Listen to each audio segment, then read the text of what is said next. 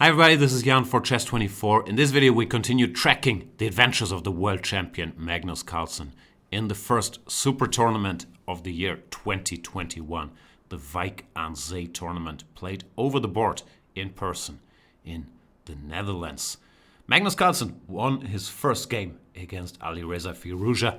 Must have been feeling good, but after that things got off the rails a bit. He proceeded with 4 draws against strong but not world-class opponents against his compatriot Arjan Tari, against Germany's Alexander Donchenko, David Anton from Spain, and Jordan van Foreest from the Netherlands.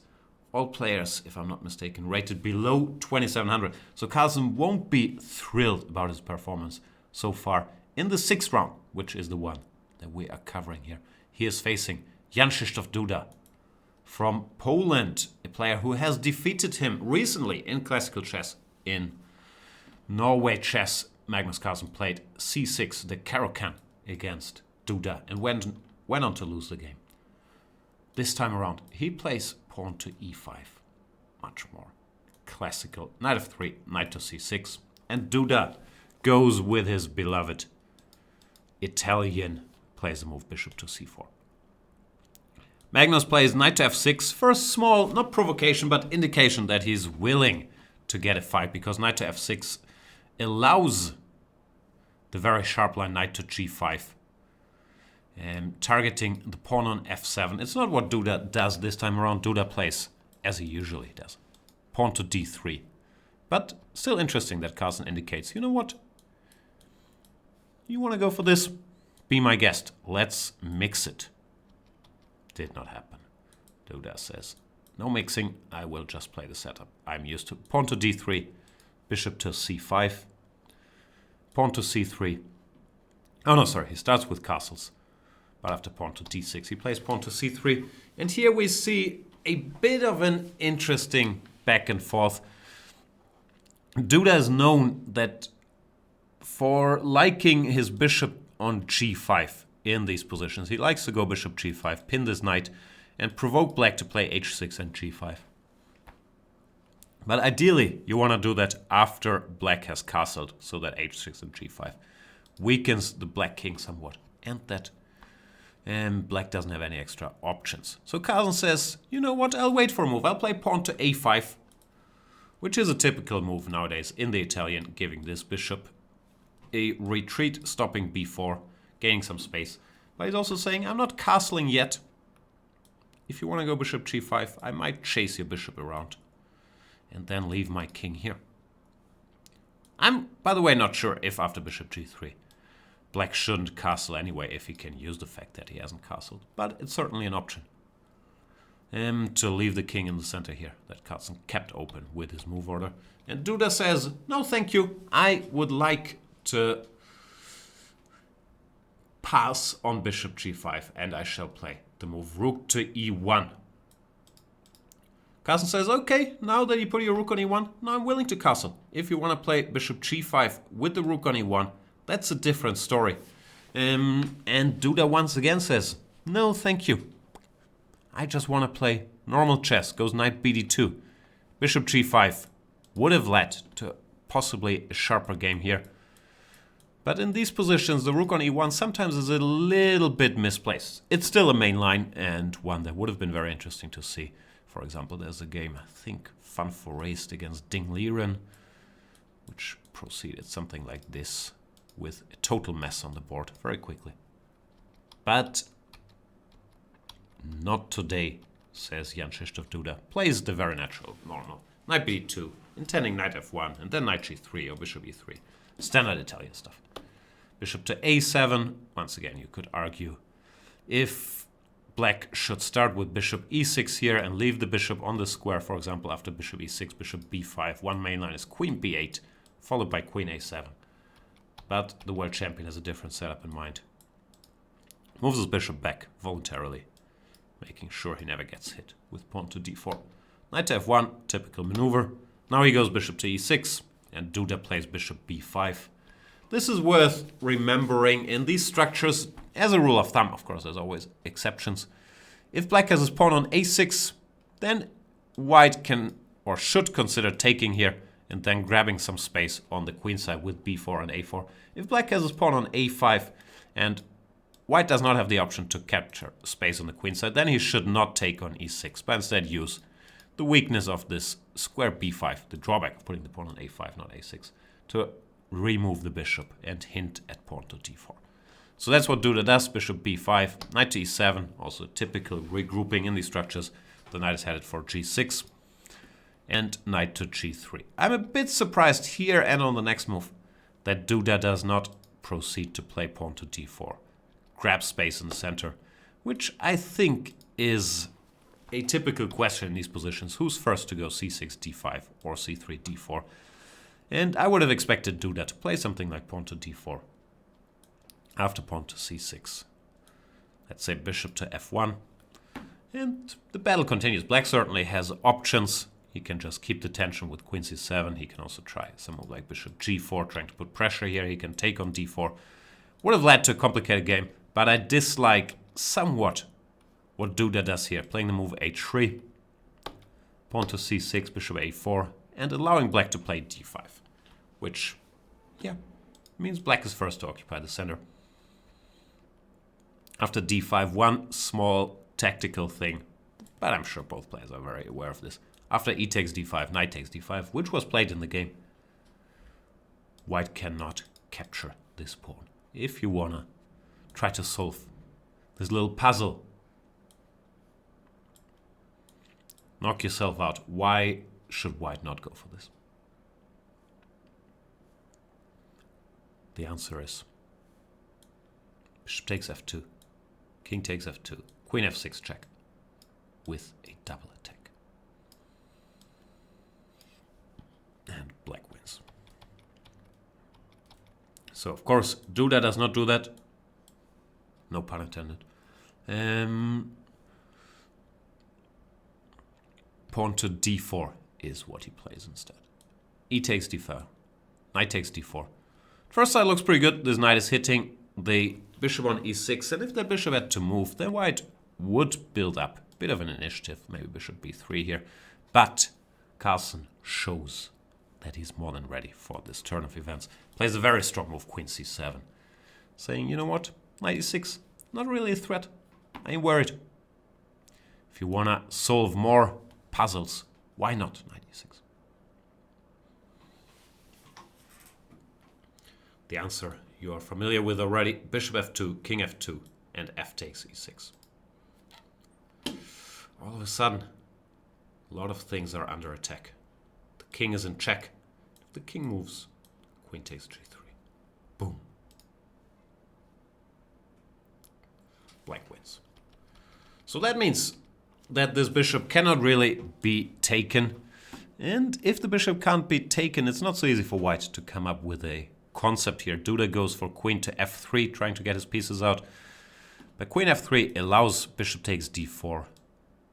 And now, since the queen can no longer recapture, white has to take with the pawn, accepting this isolated pawn in the middle, which means his position becomes somewhat less dynamic, and black is certainly doing well here. Carlsen goes queen b6, targets the pawn. Duda plays rook to d1, covering it. And I think we can conclude that black has won. The opening battle has a very comfortable position here. Carlsen continues with rook to d8. Natural enough move, keeping an eye on the d4 pawn.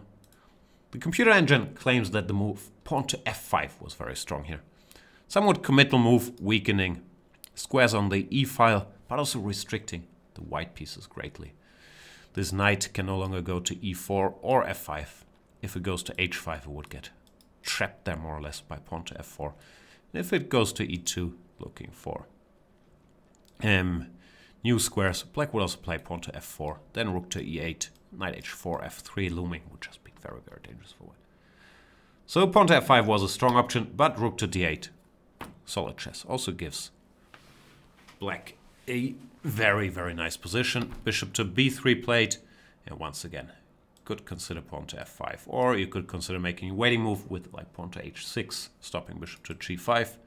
But Carlsen decides to clarify the situation. Knight to c7, He's not opposed to exchanging these bishops. Duda sees the chance at least to activate his knight to f5. He says, you know what, strategically my position might not be great, but if I get this powerhouse of a knight here, how bad can it be? Carlsen takes on b3, once again not forced. Computer does mention other moves like rook to d7, keeping the tension, but Carlsen takes, a takes b. Now Duda has a fairly rotten pawn formation, but pretty active piece all of a sudden. This rook plays a bit of a role. Can keep an eye on this pawn. The knight is very strong, can maybe be helped by h4, h5. Things are no longer that simple. Queen to b5 played. Preparing to play b6 if this pawn gets it targeted, and keeping an eye on this guy. Pawn to h4, very typical method. Trying to soften the black formation by going h5, chasing this knight away from g6. And Carlsen goes for a drastic operation, plays pawn to h5, making sure this guy does not get there. The tactical point is that white should not take, because after queen takes h5, rook to d5. First of all, it's important to note that knight e7 is not checkmate, because it can get captured. And secondly, this knight is hanging, so the only way to keep it would be pawn to g4. But we can see this sort of boxes in his own queen.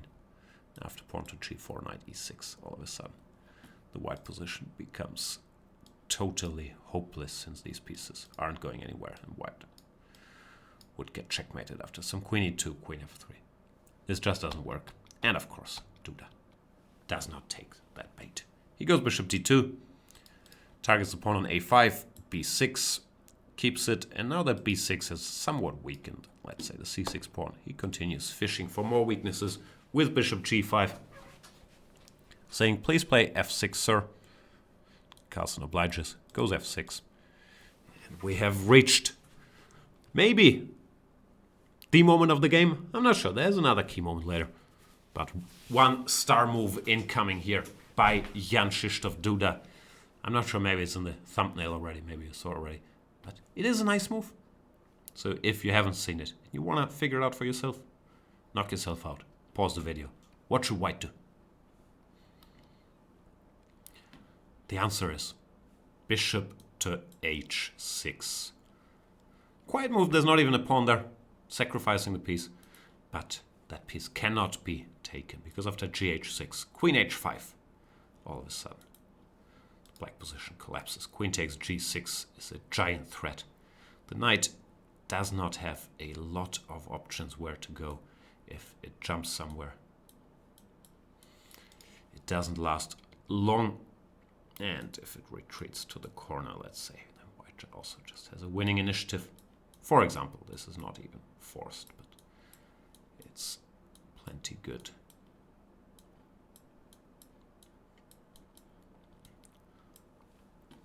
Something like this. And white wins. So this bishop cannot be taken. I'm not sure if Carlsen missed this or if he had anticipated everything and say, you know what, I don't care, rook f7, I'll defend the g7 pawn that you were attacking. You do not have enough resources to break my position down. And he's right, black is not worse here. The game just gets started. After rook f7, queen takes h5 is now possible, attacking this knight. Since it's hanging, black no longer has time for this rook d5 we saw earlier. But instead, the knight has to go. Knight to e7, offering to exchange a bunch of pieces. The good news for black is that after these exchanges, although he's a pawn down, white stays with some very weak pawns. So black is not worse. Duda obliges and goes along, goes for this endgame, knight e7, rook e7, queen b5, cb. There was an alternative before we start looking at this, which I'm not sure was better or worse. He could have gone bishop takes g7, threatening queen h8 checkmate, so black has to take rook g7, knight g7, king g7. White would keep the queens here and go for this position. I do not know if this was a better choice. White would have a rook and two pawns, if I count it correctly, against two knights. The black king is somewhat weak, but the two knights are very jumpy. I'm not sure. The computer says equal. I think I would prefer playing this with black, but it could go either way. would have been a sharper option for sure. Doesn't happen. Duda goes for the endgame. Takes, takes, takes. And here he plays bishop to d2, which might look a little strange because it gives up the extra pawn he had without a fight. But if he goes, let's say, bishop e3, trying to keep it, this bishop would get hit directly with knight d5. Rook e4 is there. Black just is never worse in these positions, in spite of being a pawn down currently. Still, maybe this was a more solid choice, something like this. And I don't know. King f7 is what the computer says. Rook de8 is also there. With, I would guess, just equality. But Duda goes for bishop d2. Not worried about defending this pawn. Rook to e4. Saying, I don't want to take directly. I just want to, threaten some things first. And pawn to d5. Throwing it away. Making sure there are no nasty pins or anything. And that this bishop, once it goes to e3, has a target. Knight takes d5, bishop e3. Now it's white who has to be careful. He still has the somewhat worse structure with these weak pawns. The bishop has to find something to do. So, somewhat unpleasant for white. But for now he had a threat. Bishop takes b6, which Carlsen parries with rook d7. Pawn to g3, covers h4. Rook e7, threatening knight takes e3. And bishop d4, which looks like a more active square, but it's actually a mistake according to computers. The more passive but more solid bishop d2, restricting this knight somewhat. Distance 4, as you know, was to be preferred.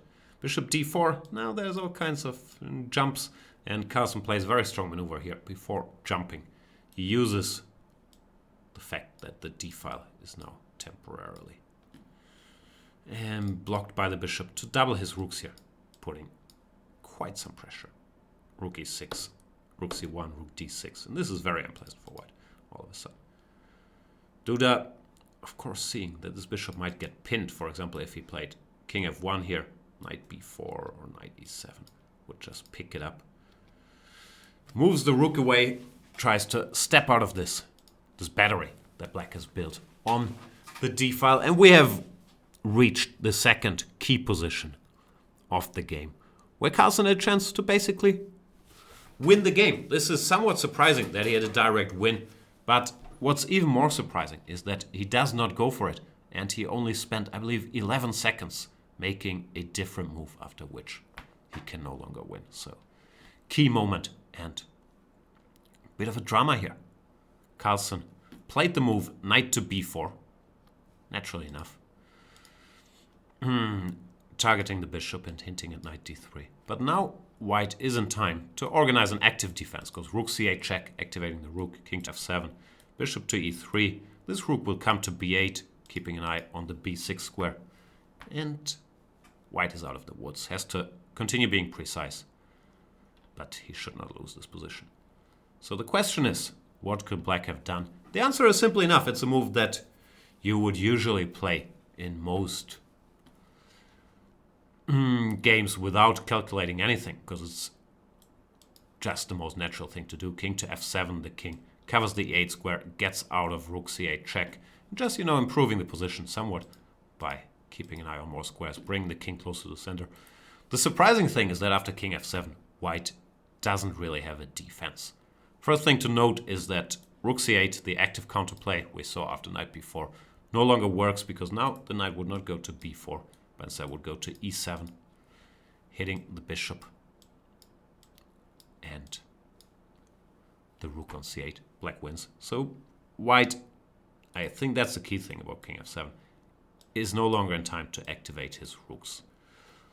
There's also the threat of knight b4 now. Like if white plays king f1, then knight b4 would indeed win, intending to go knight to d3. And there's just nothing to do about it if the bishop moves. The, I guess, critical lines would be if this bishop understands, or if white understands, okay, knight b4 is a threat, I don't have anything active, I have to remove the bishop, but it turns out that that does not save the day either. Watch your th. Bishop e3, knight takes e3, rook takes e3, rook d1 check. is one way. Black just wins this rook ending. The other would be bishop to c3. Ah, sorry, not here. Here, knight d3 just wins. But after king f7, bishop to c3. But it turns out that even this rook endgame is hopeless for white. After knight takes c3, rook d1 we're already familiar with. But b takes c, rook d3, turns out, is also hopeless. Rook c7 is a threat. These pawns will fall. Rook e3, black can take and go rook d2, win that rook endgame. Basically, the white position just collapses because he does not manage to activate either of his rooks. And yeah, it's unfortunate for Carlsen because king f7 is a move you could also just, blitz out without thinking about anything. So he had a fair chance just, by hand to win this position. But is also, going for knight b4 so quickly is a bit uncharacteristic. It's a big chance that the world champion misses here, and that means that his suffering in Wijk aan Zee continues. His trend of getting a good position, outplaying his opponents, and then not winning it because of sturdy defense, but also because of, in this case, missing a chance is what happens here in the game. There's just no way back because this active rook does provide enough counterplay. Duda has to be precise, goes g4 here, which is a nice move, restricting the black king. But there is not another winning chance popping up. Pawn to g5, because of this weakness on b6 now. Pawn to g5, good move. Simplifying the situation on the king side. If rook takes h4, let's say, then g takes f, rook takes b6 would remain equal.